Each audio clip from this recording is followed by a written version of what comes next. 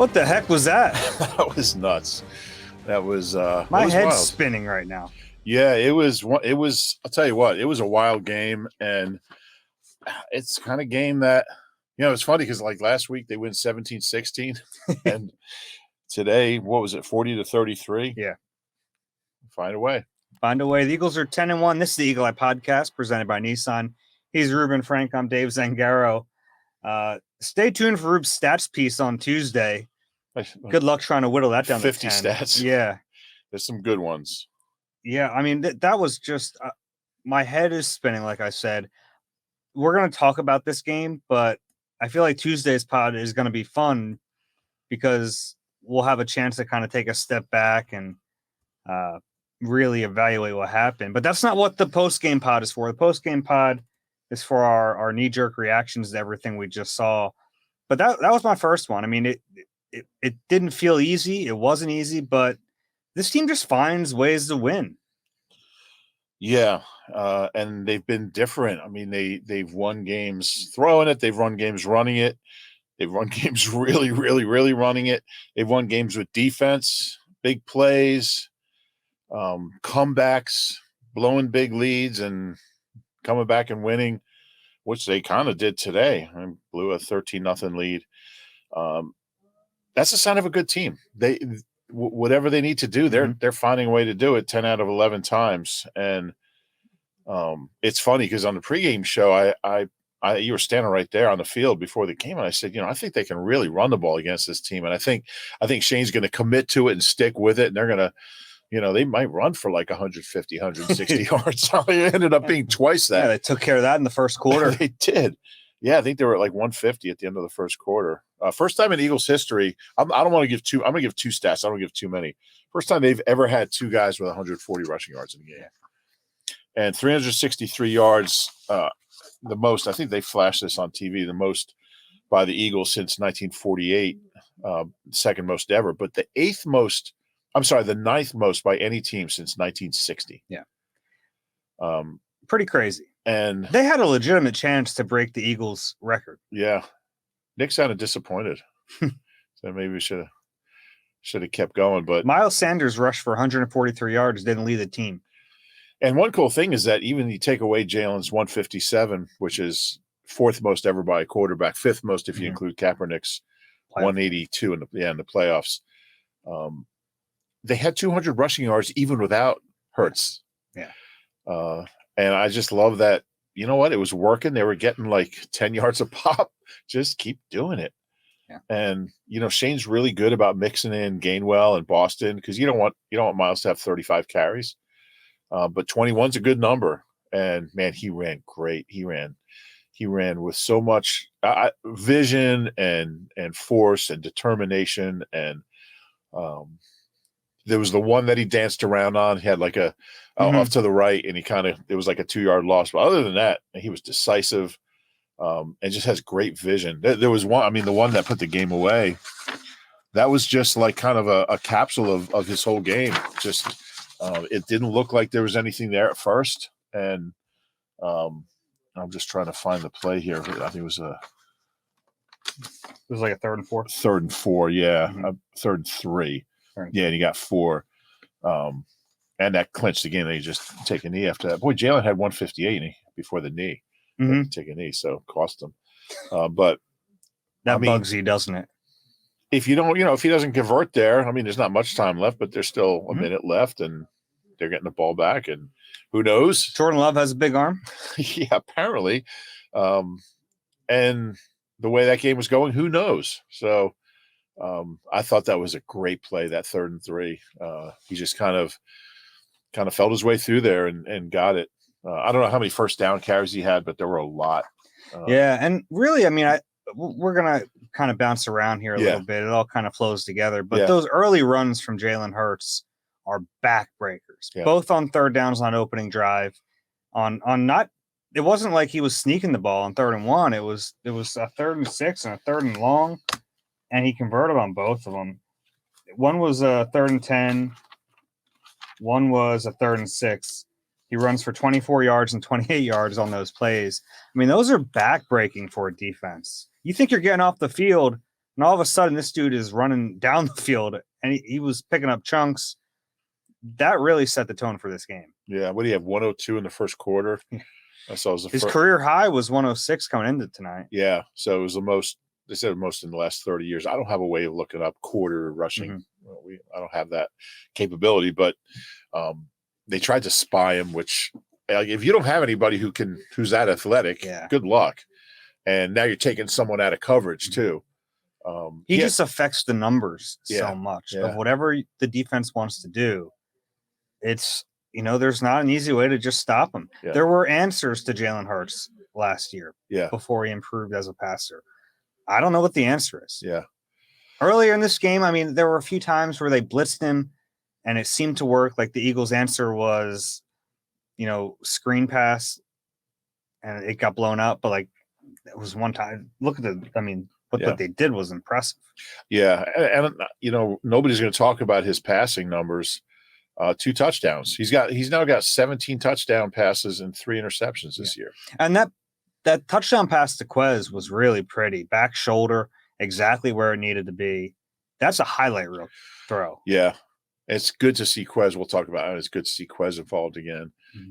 I thought maybe the most amazing play of the game was an incomplete pass, the one where he was flushed out to his right, and then he reversed course. It was like 20 yards behind, and he threw an unbelievable pass in the corner of the end zone. If Quez caught it, it would have been like the play of the century, but it was right there. It was a place where only Quez could. I just can't believe he put it so close.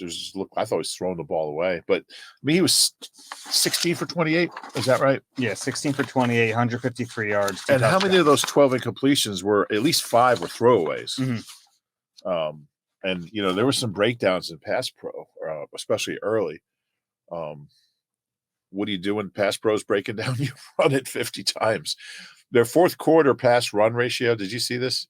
No. 4 passes, 18 runs. Hey, if they don't stop it, they don't stop Yeah. it. You're burning clock. You're getting first downs. You could tell they were feeling. I think they had a third and 9, 3rd and 8, 3rd and 9 late in the game. They ran it. Yeah. That's how you know you're feeling it. Yeah. I think they got 8 yards and then they converted picked it up. Yeah. Miles had chunks there. Miles was running so great today. Yeah. I'll tell you what, you look up and he's got 900 yards with 6 games to go. Mm-hmm. Eagles' biggest plays today. This is my favorite page on the game, the drive chart. But Hurts 42-yarder, which is a career long. They don't have these in order. What is going on here? This is weird. Hurts had a 42-yarder, a 28-yarder, a 23-yarder. Miles had a 28-yarder and a 21-yarder. Boston had a 19-yard run. They were just getting yards in chunks. And yeah, you could see, it was the Packers were just like, what do we have to do here? Yeah.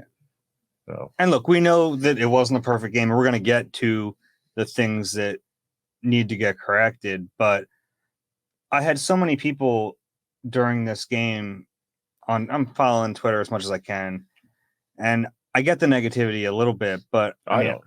A little bit for like certain instances. I get it, but they win this game, and the star of the show is the quarterback who just outplayed the back-to-back MVP to improve to a 10-1 record. That's the highlight. That's what you take away from this one. The offensive line still the star of the show.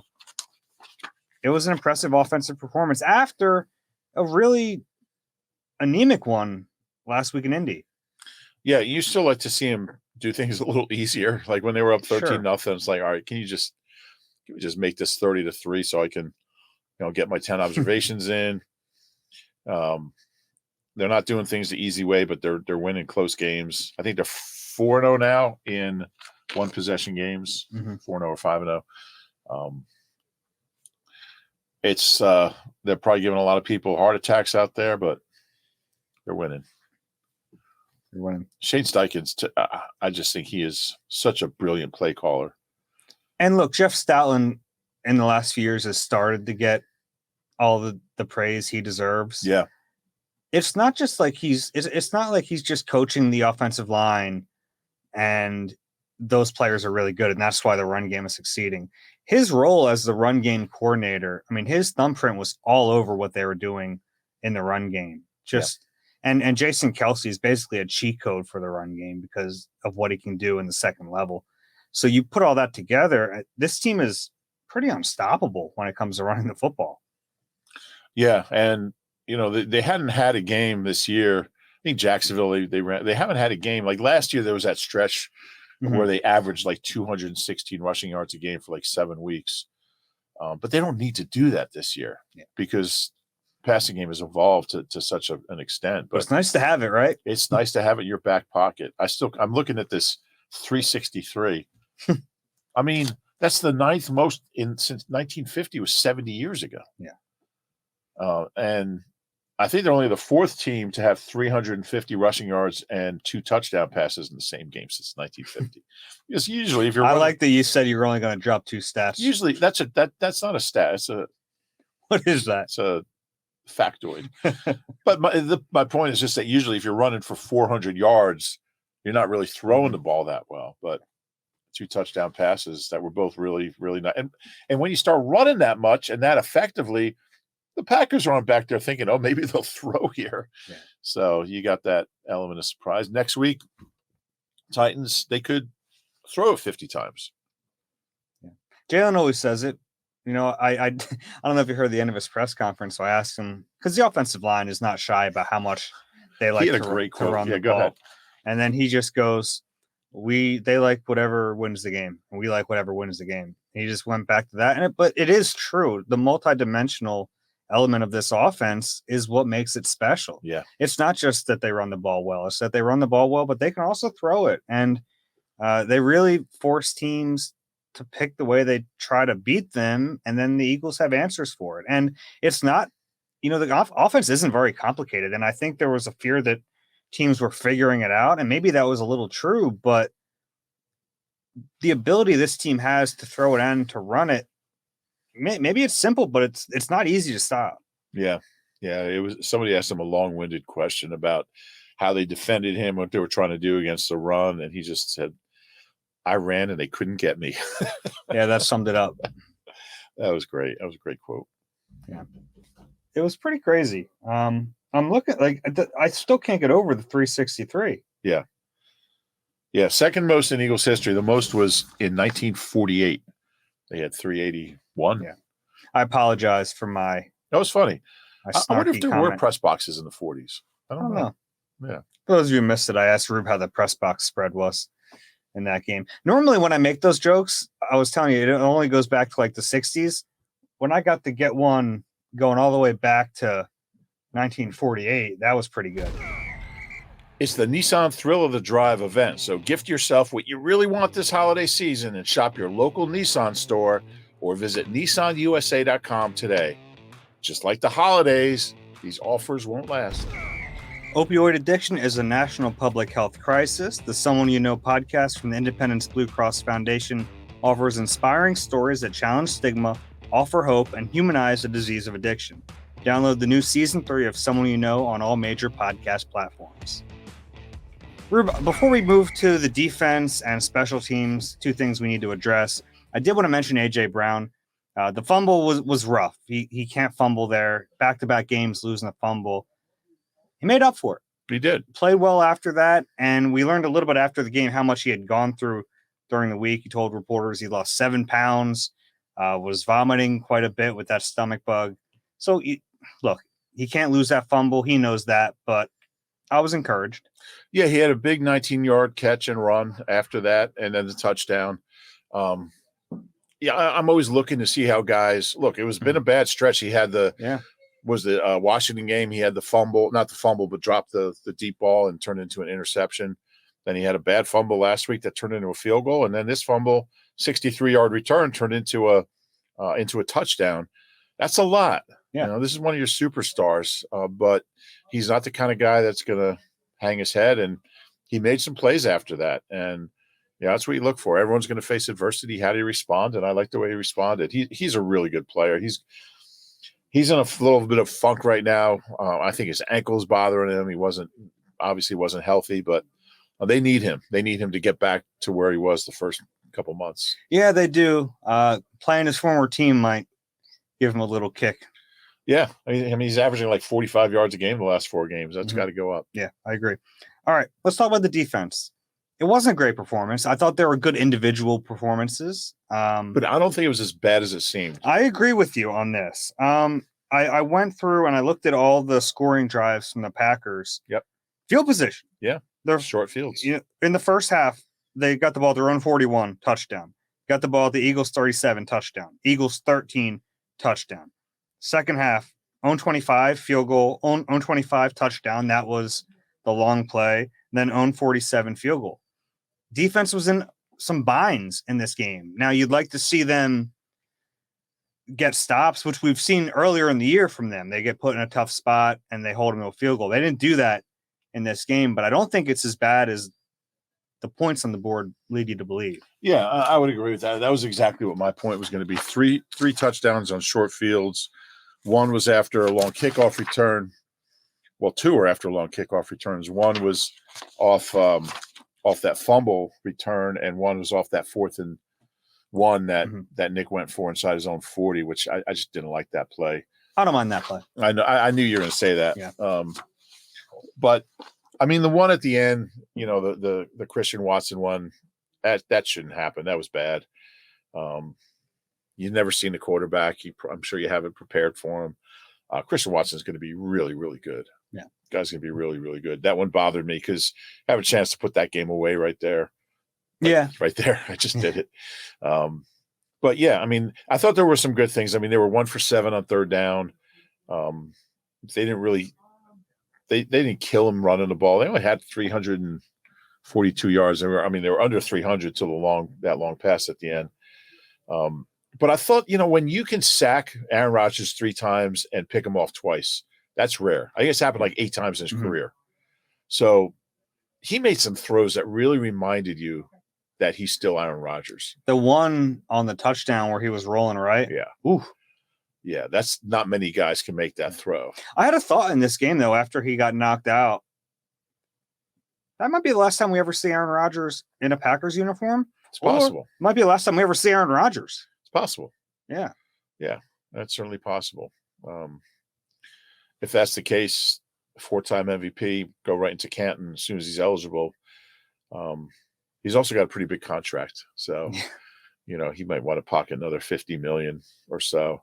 But I thought who was in coverage on that? Was it on the long touchdown? No, on the one across his body when he rolled to the right. Was that Reed? I don't remember. I don't remember either. But a couple of things on the. I thought that possession. I wrote about this in my obs. I thought the possession. I think it was after the second long kickoff return. You got to really explain which one. I thought a pivotal point in this game, and I should have this prepared. I don't. But do you mean the opening kickoff in the third? Yes. Yeah, because they got the ball at their own 47. 3 plays, -2 yards. Punt. Right. They tried running it. Then BG and Reddick got a sack, and they forced a punt. And then they went down and scored. That was the A.J. Brown touchdown that gave them a 14-point lead. Game wasn't over, but kind of you're up 14 in that situation, middle of the third quarter. I thought that defensive stand to open the third quarter was huge. I agree. And, Hargrave stopped Aaron Jones on first down, and then Blankenship on second down. Reed Blankenship. Yeah. Man, look, he took a bad angle on the Christian Watson. I think that speed surprised him. Sure. A little bit. Christian Watson's such a big dude. You don't expect him to. I think I saw the next gen stats had him almost 21 miles an hour once he got to open it up. He doesn't look that fast because he's so big. He's so big, man. Yeah. He can open it up. Yeah. Bad angle on that, but man, Reed Blankenship played well, getting thrown into his first real defensive action. This guy who had 2 snaps in his career before tonight, and Chauncey Gardner-Johnson goes down, and he's in there. There was a point where Kayvon was in there and actually made a couple plays. Yeah, because Reed's fine, by the way. He said his helmet got lifted up, this chin strap got him in the nose, so it was like gushing blood. It looked like he had a bloody nose, yeah. But I thought he tackled well. I thought he was physical. Physical. Yeah. Just physical. There was one play, it was 7 yards after the line of scrimmage. But man, Aaron Jones had a full head of steam and got bounced back by Reed Blankenship. Yeah, and the interception was a terrific play by a guy playing his first game, his first real game in the NFL. Made a great break on that ball. I mean, get your first off Aaron Rodgers. And two firsts off Aaron Rodgers, right? Yeah, first time 2 Eagles have had their first interception in a game since 2015, when Jordan Hicks and Eric Rowe. Yeah, I wouldn't have gotten that. Both picked off Ryan Tannehill. Okay. But it was good to see. And I mean, the Josiah Scott one off Slay. It's so funny because Slay talked all week about how he just wanted to get one, and he was so annoyed after the game. He's played him 15 times and doesn't have one. Josiah Scott and Reed Blankenship each get one. He was hilarious. Mm-hmm. His presser was so funny. Well, everything he does is hilarious. But that one hit off his dome, right? Hit off his head. Josiah made a nice play to get his feet in bounds. He did. Kind of looked like a receiver. He was better tonight. I thought he had a tough time. He gave the touchdown. Was just a great throw. Yeah. He wasn't really out of position. I thought he was where he should be. Perfect throw. Saw a few of those.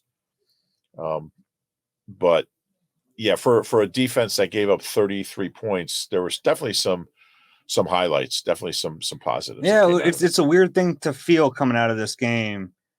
And look, the defense could have stopped them, right? Like, I don't want to let them off the hook. Yeah. You have the opportunity, you hold them to field goals in some of those situations, and this game doesn't come down as close as it was.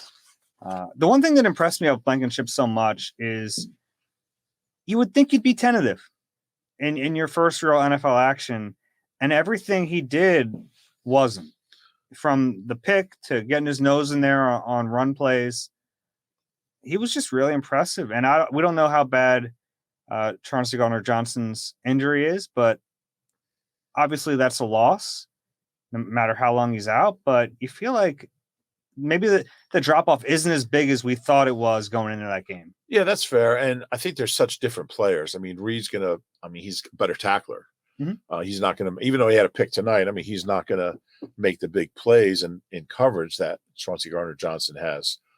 But he made one big one tonight, and I was really impressed. I think it's something you wrote about this week. Guy played 5 years. 5-year starter? 5-year starter. 5-year starter in college. 419 tackles at Middle Tennessee. Alex Singleton had that in one game once. But I think that might play a part in it. You know, you played that much football. You get here, you don't feel out of place. You've seen everything and feel like you're prepared for everything. And I thought you have a chance to talk to him? Mm-hmm. Yeah. Yeah, I thought he handled himself as well as you could hope. It was fun while we were talking to him. A bunch of the other DBs started chanting Reed. Do you know who the last undrafted Eagle rookie with an interception is? That's a rarity. Undrafted Eagle with an interception? TJ? Undrafted Eagle rookie. Eagle rookie. With an interception. No. It was Rod Hood. Okay. In 2001 off Pat Ramsey. Okay. Of the Washington football team. And it's a rarity. And to do it in his first game, not his first game, but his first game getting significant playing time was impressive. Mm-hmm. Big time. Yeah. Early in the game, I thought it was pretty predictable. Eagles could stop the run with their 5-man front. They go to their nickel look in 4, and they got gashed. Yeah. That's getting too predictable. Yep. They got to find, if they're going to be in that 4-man front, they got to find ways to affect the numbers and stop the run, which is easier said than done when you're facing Aaron Rodgers. I get that, but you got to figure out a way to stop that bleeding at times. No question about it. Yeah. Special teams. Yeah. And look, let's go. Good. There were some good special teams. I thought Boston Scott gave them a nice little juice, some juice in the kick return game. Aaron Sipos had a really good punt, 52-yard punt to flip the field. Jake Elliott made a 54-yarder. Can we talk about that kick real quick? Big kick. Because that was a really high leverage situation. And he hasn't kicked much this year. Yeah, what was that? His 10th attempt? 10th attempt. He's last in the league. Cameron Dicker has more attempts than him. He's played like 2 games, I guess 4 games now. But it was his longest game winner since the Giants. And in 17, that was 5 years ago. So That's not an easy kick outdoors. I know the rain had stopped, but it's not ideal conditions. The wind had died down. It was pretty windy earlier. He crushed it. I think the next gen said it would have been good from 62. Okay. Killed it.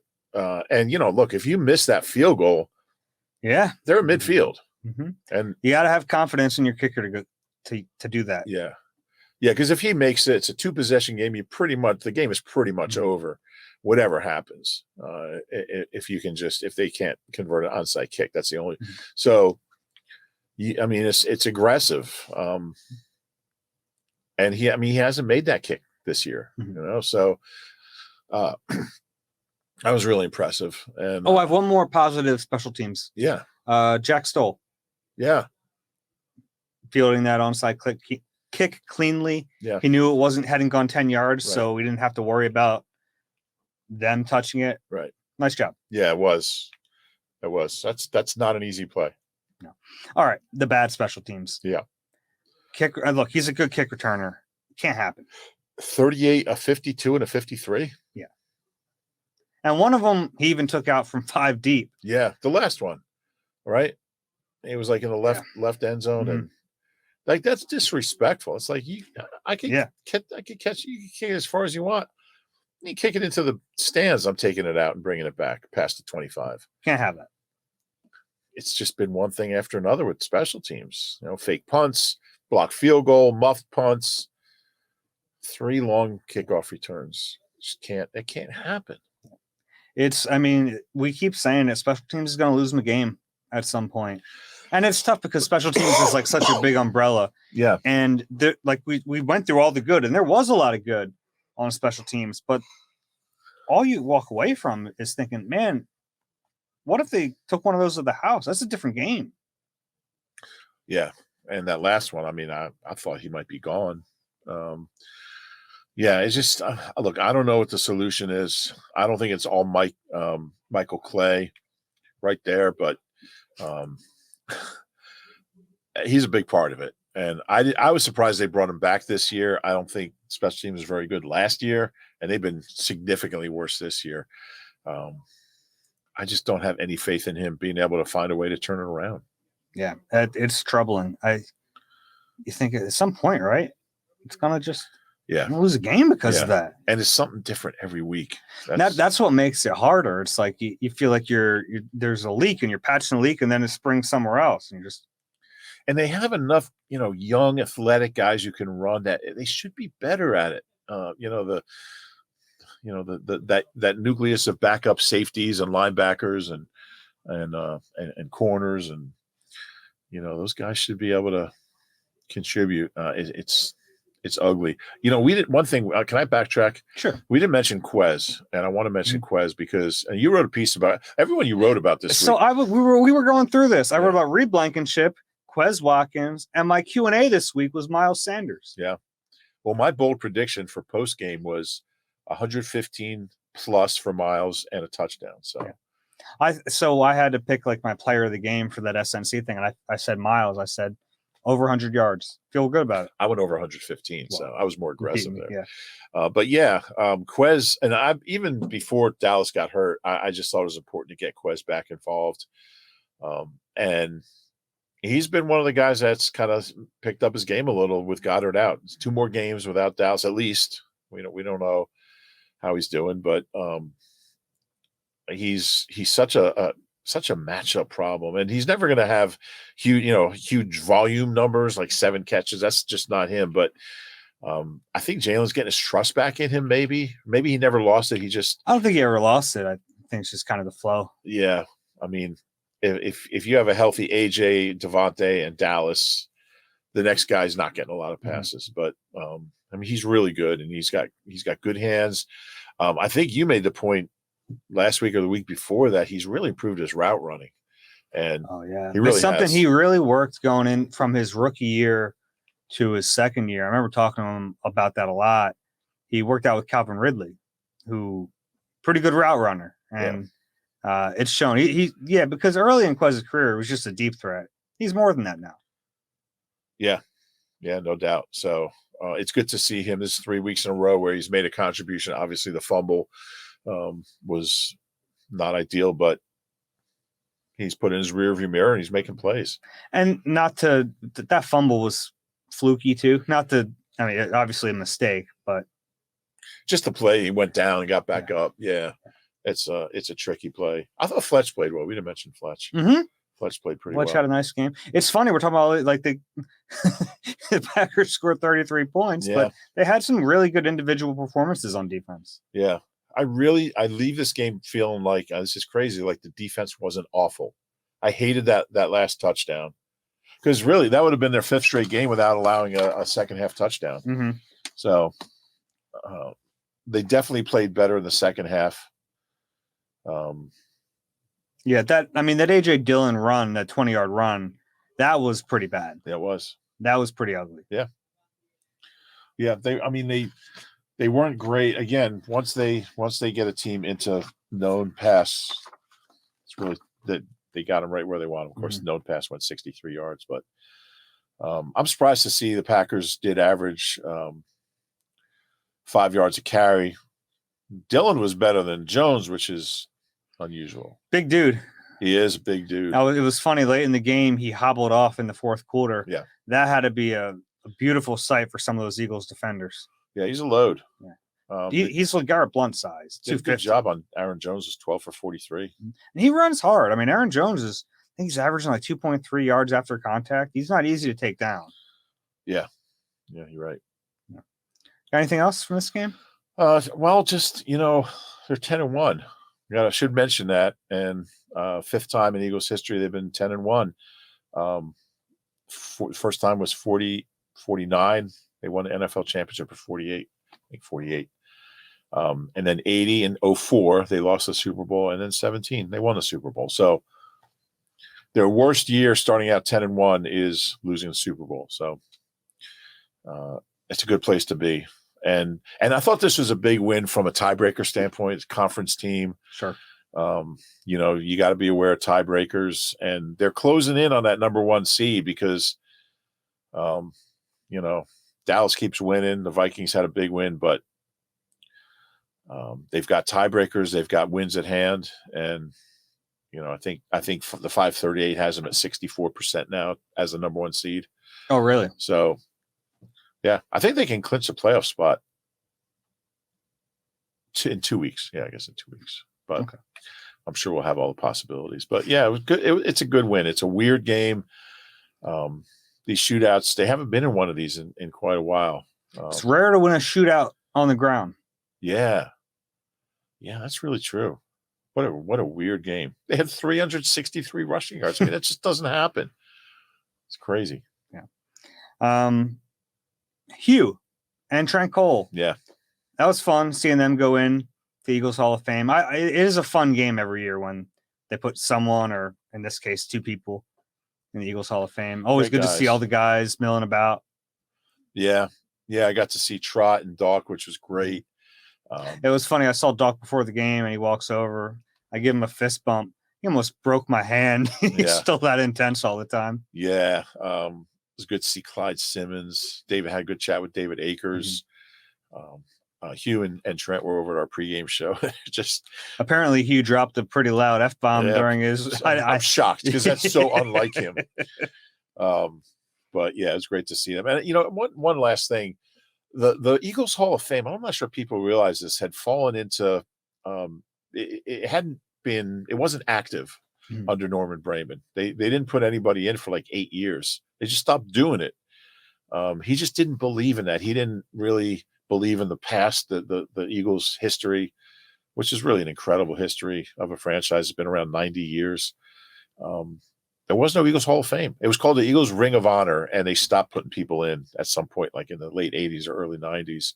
And then when Jeff bought the team, it was probably the 80s, when Jeff Lurie bought the team, he really wanted to bring it back. And actually, Dave Spadaro, a guy who I don't say many nice things about, had a lot to do with it. Well, Dave's a good guy, but he had a lot to do with it, with bringing it back. And they've really made it a big deal and a nice thing. They have the display out in the Head House Plaza, and They bring all the old players back. It's a really nice thing, and it's just another way that Jeff Lurie has kind of connected the past with the present, and it means so much to those players to be invited back here and be a part of it. And the cool thing is, for me at least, is watching the current players Yeah, get a chance to interact with the former players. And it does kind of create this like family atmosphere where it's like, hey, you play well here. yeah. You can be welcome back to this one day. You Yeah. can be a part of this for the rest of your life, really. Well, you think about Trent Cole. I mean, he'd never been to Philadelphia in his life. Mhm. He lives in South Jersey. He's Yeah. been retired for a long time, but so many of these guys make this their home. I mean, I do the post game with Jaws. Jaws is these guys aren't from here, but they live here, and if you play well and play hard for this team, you never have to buy a drink in this city the rest of your life. I think that's all we got. Yeah, Hope everyone had a great Thanksgiving. I know I did. Hope you did. Ruth. I did as well. Awesome. Thank you. All right. If you enjoyed the Eagle Eye podcast, please rate and subscribe wherever you get your pods. If you're watching on YouTube, please click the like button and subscribe there as well. We'll be back with you on Tuesday to break down this win a little bit more and look ahead to the Titans game. That's it for Rebound Day. This has been Eagle Eye presented by Nissan. We'll talk to you soon.